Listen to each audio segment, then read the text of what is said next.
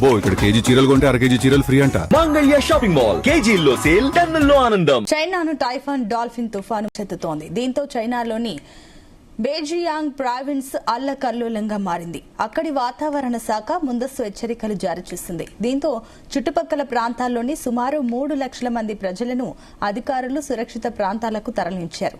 ఈ ప్రక్రియను వేగవంతం చేయాలని చైనా ప్రభుత్వం ఆదేశించింది. ఈ తుఫాను ప్రభావానికి షాంఘైలోని 2 విమానాశ్రయాలు, 1300కు పైగా విమానాలను అధికారులు రద్దు చేశారు.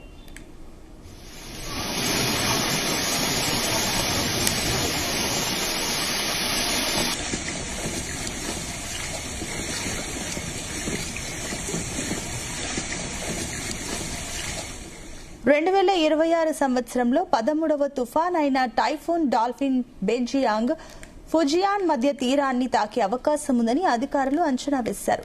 టైఫూన్ కి సంబంధించి ఎమర్జెన్సీ కాల్ ను అత్యున్నత స్థాయి లెవెల్ 1 కి బేజియాంగ్ పెంచింది. ఈ టైఫూన్ ను మెరుగ్గా ఎదుర్కోవడానికి డిజిటల్ ట్విన్ ప్లాట్ఫామ్స్ ను ఉపయోగిస్తోంది.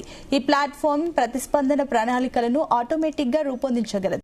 ఖాళీ చేయించవలసిన ప్రాంతాలను గుర్తించి సురక్షిత ప్రాంతాలకు తరలించాల్సిన వారి సంఖ్యను అంచనా వేస్తుంది. ఈ టైఫూన్ బలమైన ఈదురుగాలులతో ప్రభావితం చేస్తుందని అధికారులు భావిస్తున్నారు.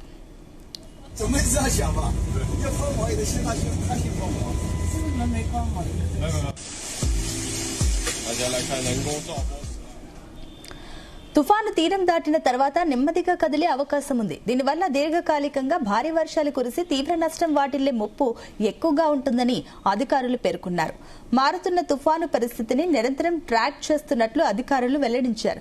తుఫాను ప్రభావం కారణంగా రానున్న కొద్ది రోజుల్లో కొన్ని ప్రాంతాల్లో 200 నుంచి 400 మిల్లీమీటర్ల వర్షపాతం నమోదయ్యే అవకాశం ఉందని చైనాలోని వాతావరణ నిపుణులు అంచనా వేశారు. బేజియాంగ్ లో కొండ చర్యలు విరిగిపడే ప్రమాదం ఉందని అధికారులు హెచ్చరిస్తున్నారు.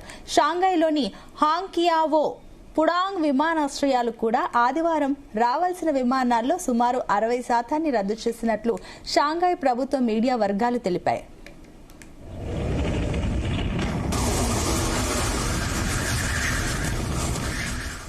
భారీ వర్షాలు కురిసే అవకాశం ఉన్నందున తీర ప్రాంత ప్రజలను సురక్షిత ప్రాంతాలకు తరలించారు.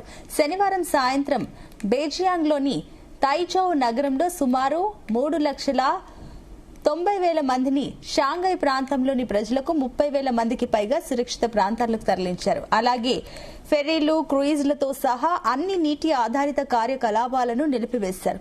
ఆదివారం ఉదయం నాటికి ఈ తుఫాను కారణంగా గంటకు సుమారు 162 కిలోమీటర్ల వేగంతో బలమైన గాలులు వీస్తున్నాయని అధికారులు అంచనా వేశారు.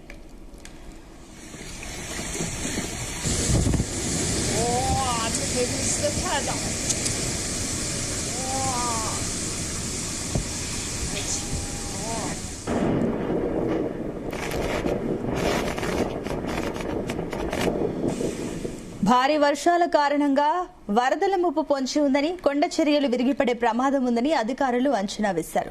ఈ తుఫాను ఆదివారం సాయంత్రం నాటికి బేజియాంగ్ ప్రావిన్స్ పొరుగున ఉన్న ఫుజియాన్ ప్రావిన్స్ లోని ఉత్తర భాగాలను తాకుతుందని అంచనా. కాగా శనివారం ఉత్తర తైవాన్ లో ఈ తుఫాను కారణంగా భారీ వర్షాలు కురిశాయి. ఫలితంగా కొన్ని తైవాన్ ఎయిర్లైన్స్ కూడా ఆదివారం చైనాకు వెళ్లే తమ విమానాలను రద్దు చేసుకున్నాయి. ఇదిలా ఉండగా గత నెల జులైలో ఆగ్నేయ పెసిఫిక్ ప్రాంతంలో తీవ్ర తుఫాను సంభవించినట్లు అధికారులు అంచనా వేశారు.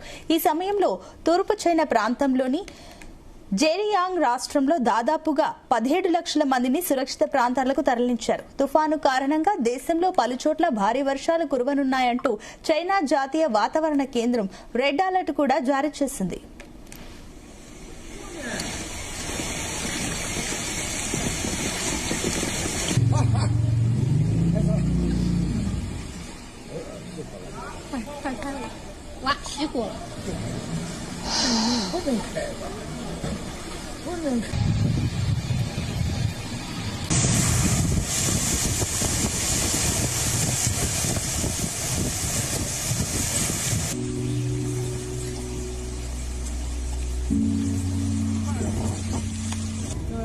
过去，我跟着过去，总没这样想吧？你要帮忙也得先他先帮忙，没帮忙。没。大家来看人工造波池了，哎呦，好了，腰不看了，还有这个。